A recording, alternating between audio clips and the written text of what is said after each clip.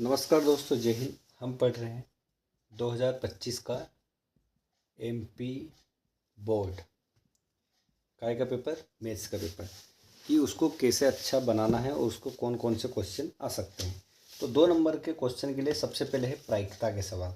प्रायिकता में सबसे पहले पूछेगा वो, ये भी परिभाषा आ सकती है, असंभव घटना की प्रायिकता। और दूसरी पूछ सकता है प्रारंभिक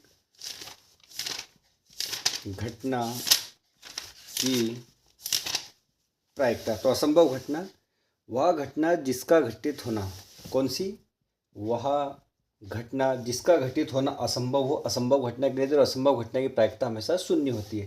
प्रारंभिक घटना किसी प्रयोग की वह घटना जिसका केवल परिणाम एक ही आता हो, तो उसकी संभावना है, उसका जो मान होता है वो कितना है, एक होता है। अब इसको उदाहरण के माध्यम से समझाता हूँ।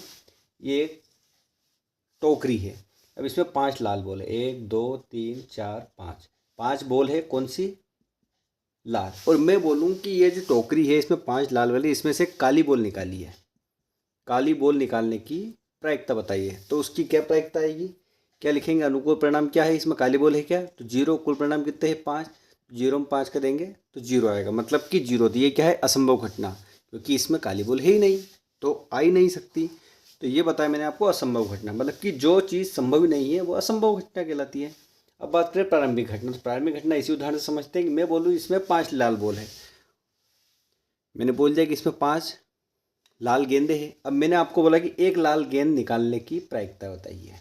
तो भैया एक लाल गेंद निकालने की प्रायिकता कितनी आएगी, अनुकूल परिणाम कितने हैं टोटल, 5 लाल बॉल, टोटल कितनी है 5। 5 में भाग देंगे तो 1, मान कितना आएगा 1। तो प्रारंभिक घटना का मान कितना आ जाएगा 1। इस तरीके से ये सवाल भी कर लेंगे, तो एग्ज़ाम में ये भी पूछा जा सकता है। अगला जो क्वेश्चन आता है वो आता है ये ग्राफ का, एक्स, एक्स बार, वाई और वाई डैश। इसमें बोलेगा कि कितने शून्यांक होंगे, तो जितने एक्स को जितनी बार ये काटेगा उतने इसके शून्यांक होंगे। अगला जो क्वेश्चन है 2 नंबर के लिए आता है वो आता है दूरी का। दूरी का कैसे, कि एक पी बिंदु दे देगा 0 0, क्यू बिंदु दे देगा कि जैसे कि ये अपना 3 और 4, और बोल देगा इनके बीच की दूरी निकालिए। तो इसका फार्मूला क्या होता है, पी क्यू बराबर under root x2 minus x1 का वर्ग प्लस y2 माइनस y1 का वर्ग। अब यहाँ पे x1 का मान कितना है 0, y1 का मान 0, x2 का मान 3 और y2 का मान 4। इसमें मान रख देंगे, x2 का मान कितना है 3, तो 3 माइनस 0 का वर्ग प्लस यहाँ पे 4 माइनस 0 का वर्ग अंडर रूट 3 तिया 9, 4 चौक 16 अंडर रूट, ये कितने हो गए 25। 25 में बाहर कितने आ जाएंगे 5, दूरी कितनी आ जाएगी 5, पी क्यू बराबर। तो ये वाले सवाल भी क्वेश्चन में आ सकते हैं। अब बात करेंगे अगले 2 नंबर के लिए क्वेश्चन कौन कौन से बन सकते हैं। तो 2 नंबर के लिए क्वेश्चन जो बन सकता है वो है आधारभूत प्रमेय। क्या, कि यदि किसी त्रिभुज की, ये बी सी ये त्रिभुज है, यदि किसी त्रिभुज की एक भुजा के समांतर भुजा अन्य 2 भुजाओं को 2 बिंदु पर प्रतिच्छेद करती है, तो उनको वो समान अनुपात में विभक्त भी करती है। ये डी ई, अगर मैंने इसका मान दे दिया 4, इसका 5 दे दिया, इसका 6 दे दिया और इसका मैंने पूछ लिया, तो इसको कैसे निकालेंगे, क्योंकि इसके बट्टे में ये, इसके बट्टे में ये, तो ये आ जाता है ए डी बटा बी डी, क्योंकि ये बी है, बराबर में क्या आ जाएगा ए ई बटा में ई सी। तो ये अनुपात रहता है। अब इसका मान दे दिया, ए डी बराबर कितना दिया 4, इसका मान कितना दिया 5, इसका मान कितना दिया 6, इसका मान माना कि x है, तो x को ले जाएंगे इधर, तो x बराबर क्या हो जाएगा 6 गुणित 5 बटा में 4, 2 3 5 तिया 15, 15 भागित 2, 15 में 2 का भाग देंगे तो 7.5, तो इसका मान आ जाएगा 7.5। इस तरीके से ये ऐसे सवाल आते हैं, तो ये वाले सवाल भी कर लेंगे। ठीक है, कोई दिक्कत इसमें आई होप नहीं हो रही होगी।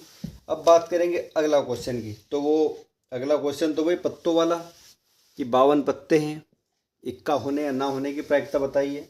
और ये इस तरीके के सवाल भी आ सकते हैं। कैसे? इस तरीके के, निम्नलिखित आकृति समरूप है या नहीं है। अब अपने को बताना कौन सी समरूप है नहीं है। तो ये भी नहीं है, ये भी नहीं है, क्योंकि समरूप तो उनके जो अनुपात है वो बराबर होने चाहिए, तो ये समरूप होंगे। तो इस तरीके से अपन जो 2 नंबर के क्वेश्चन हैं वो लगभग अपन ने पढ़ लिए हैं। और पहले आपको बता ही दिया है कि एक तो त्रिज्य खंड का क्षेत्रफल और चाप की लंबाई, उन दोनों का फार्मूला भी आपको बता ही दिया है पिछली कक्षाओं में। और रही बात पासे वाली, तब वो बोलेगा कि एक पासा है, ये पासा ऐसा होता है, ठीक है। इस पे कितने अंक? 1 2 3 4 5 6, 6 अंक होते हैं। अब बोल देगा इस पे सम संख्या आने की प्रायिकता, सम संख्या कितनी है? 2 4 6।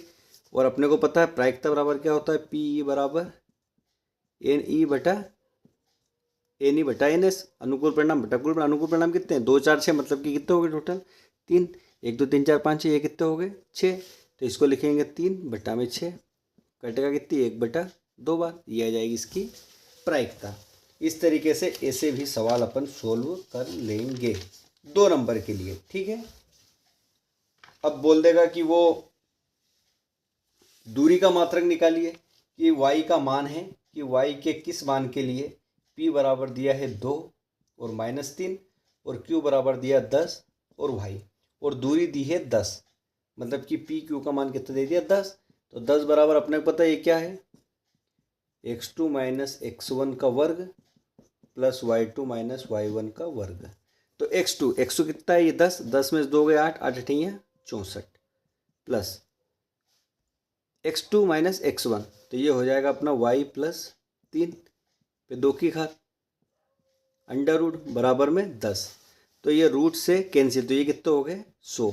100 बराबर ये हो गया 64। इसको निकालेंगे, दिए क्या बन जाएगा? y वर्ग प्लस 3 3 9 प्लस 3 2 6y। अब इन सबको ले आएंगे इधर। 100 में से 64 गए, कितने बचे? 36। ये भी 36 आएगा इधर, तो ये बन जाएगा y स्क्वायर प्लस 6y। अब ये 36 इधर आएगा, तो 36 में से 9 गए, 36 में से 9 गए तो कितने बचेंगे? 27। तो -27 बराबर में लिख देंगे 0, ठीक है। अब इसको आगे हल करने के लिए ये बन गया अपना y वर्ग प्लस 6y माइनस का 27 बराबर में 0। अब इसको काट लेंगे। कैसे काटेंगे? मतलब कि वही अपन मूल निकाल लेंगे। x वर्ग प्लस में 9y माइनस में 3y माइनस का 27 बराबर में 0। तो यहाँ का मान आ जाएगा क्या? y। तो ये बचेगा y प्लस 9, यहाँ पे क्या मान क्या? माइनस का 3, तो y प्लस 9 बराबर में 0। तो y प्लस 9 बराबर 0 और y माइनस 3 बराबर 0। तो y बराबर -9 और y बराबर 3। तो y के मान आ जाएंगे, एक तो -9 और एक 3, ये दोनों मान आ जाएंगे। तो इस तरीके से ये वाला सवाल भी अपन एग्ज़ाम में अगर आता है तो कर देंगे। तो आई होप आपको 2 नंबर वाले जो क्वेश्चन जो भी है लगभग सारे समझ में आ गए होंगे। सारे समझ में आ गए होंगे कि कौन कौन से क्वेश्चन आते हैं। सबसे इम्पोर्टेंट है HCF और LCM, जो कंपलसरी ही आता है। अब अगला जो क्वेश्चन आ सकता है वो आ सकता है कौन सा? जैसे कोई समीकरण दे दिया 5x ये माइनस का 4y प्लस का 8 बराबर में 0, और दूसरा दे दिया 7x प्लस 6y माइनस 9 बराबर 0। वो बोल दे इसके अनुपात में लिखिए A1/A2, B1/B2 और C1/C2 के अनुपात में लिखिए। तो इसकी अपन तुलना करेंगे। तो A1 बराबर कितना आ जाएगा? 5, B1 बराबर कितना आ जाएगा? -4, C1 बराबर 8, A2 बराबर 7, B2 बराबर 6 और C2 बराबर -9। अब इसके बटे में लिखना, तो 5/7 माइनस का 4/6 और 8/9 माइनस का, इसको काट देंगे तो ये हो जाएगा 2 दूनी 4, 2 तिया 6। तो ये जाएगा 5/7, 2/3 और माइनस का 8/9। तो ये अनुपात में आ दिया है A/A2, B1/B2, C1/C2। इस तरीके से अगर क्वेश्चन आ जाता तो उसको भी ऐसे कर देंगे। और विलोपन और प्रतिस्थापन तो आपको पता ही है कि वो तो एग्ज़ाम में आएगी है, तो उसको तो अपने को करना ही है। आई होप आपको वीडियो पसंद आया होगा। वीडियो पसंद आया तो वीडियो को लाइक करना है, चैनल को सब्सक्राइब करना है, और जो भी आपके दोस्त 10th में हैं उन सभी को शेयर करना है, ताकि वो 2025 के एग्ज़ाम में अच्छे से अच्छे नंबर लेके आए और अपने एग्ज़ाम अच्छे से दे, अपनी क्लास में टॉप करें, ज़िले में टॉप करें, MP में टॉप करें। सभी को all the best, thank you, धन्यवाद। ऐसे ही पढ़ते रहे। और समझते रहें। धन्यवाद।